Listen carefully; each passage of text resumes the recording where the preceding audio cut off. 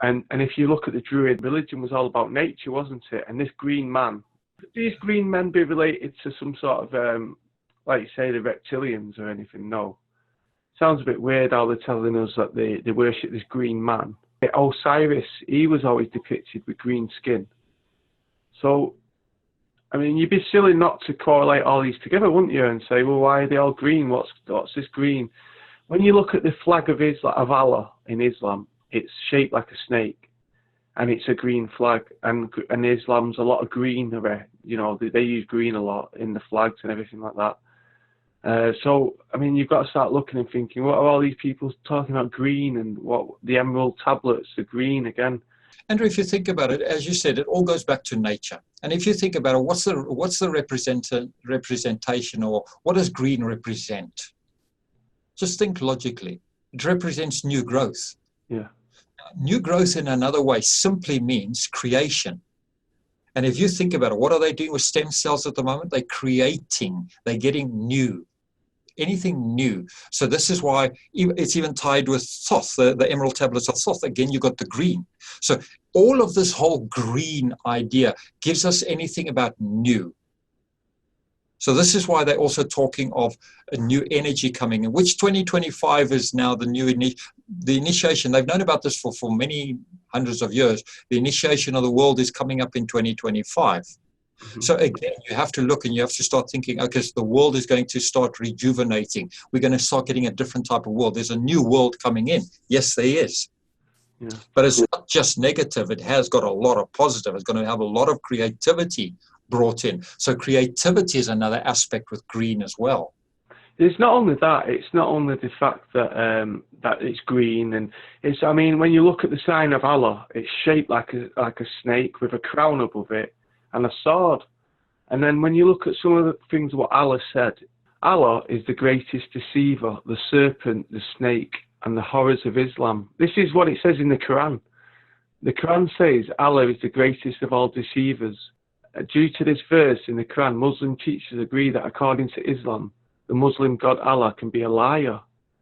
But then you get the Wiccans as well. They believe in a green man, and they're about devil worshipping and things like that. So, okay, deceiver and liar are not the same word.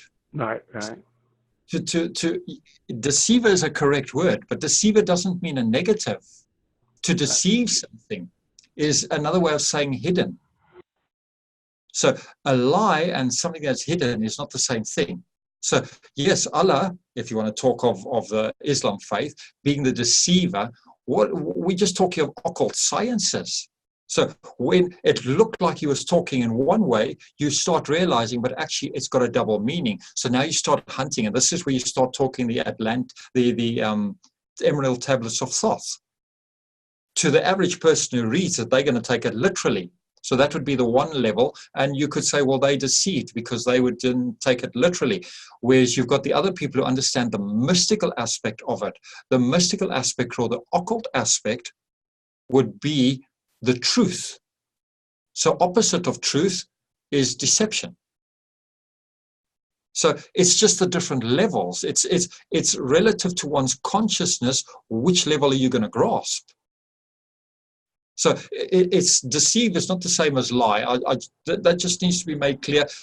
People would like to, the mundane people would think, yes, it's a lie because they're doing something else. They're achieving different results, like magic, like stem cells. They're achieving different results. Yes, they are, because they're using different tools. They're doing a different level, a different consciousness of things. They certainly will achieve a different result. And then they think, well, the book is lying because we're not achieving the same results as them. No, they're just using a different level of consciousness. And it's up to many people now. Many people are ready. They are in a position now where they can elevate themselves. They can actually start tapping into this mystical science and start seeing the reality or the truth or the mystical stuff that's going on around us. For the others who are the baby souls coming in, they're going to say, no, they're deceiving us. Yeah, you can say that. There was another guy as well in the Quran called Kinda, and he was his name in the Quran as a righteous servant of God possessing great wisdom or mystic knowledge. he was always shown with green skin as well. I'm just getting that out there so we can move on from that. What did you say his name was? Pindar? It's called Khidr. So it's Kindar or something like that, or Al-Kinder. Magic. Yeah. What we call magic. Yeah. Us normal people, what we call magic. Yeah, that green is an entrance into another world, Andrew. So yes, while we call them shapeshifters, while we call them lizards, while we call them these green monsters, Andrew, they've got mystical secrets, mystical sciences, mystical knowledge. They're scary. Do you know of any connection between Islam and Masons? Because Masons have a lot of crescent moon symbolism in their mythologies and in their signage. It's just on their aprons, everything a crescent moon. Do you think there's a bit of a connection there? I'm trying to think what they call the Islam group of Masons. Yeah, the Muslims. They have the Muslim on the head, don't they? And they have like a thingy hat. Fez, that's the one. That's it. It's called a fez, yes. When you look back to the stars and the moons, as you say, a lot of different philosophies have it, not just the Masons and not just... Andrew, when you look at what they're doing, there's different levels here. We're talking of mystical arts. So, yes, we're talking of magic. We're talking of supernatural powers. Yes, it's there, it exists, but it's not for the masses, it's not for everybody. Even in either of those philosophies or either of those paths that they take, you'll get the masses who are not aware of the real stuff. There is deeper stuff, and it's for very few who actually qualify. And you can't qualify by just going through the ranks of any of these different sects or schools or whatever you want to call them, mystery schools. You actually have to be qualified by being able to actually visibly or physically show that you can master or handle some of these tools that you've got.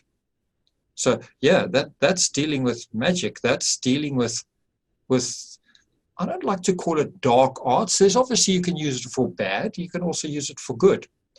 Creation generally is understood to be good, but you can create some nasty things. I mean, you'll see the werewolves, and we'll see some of these stories, children's books, children's movies, children's horror movies, where some of these people create monsters for their own ends.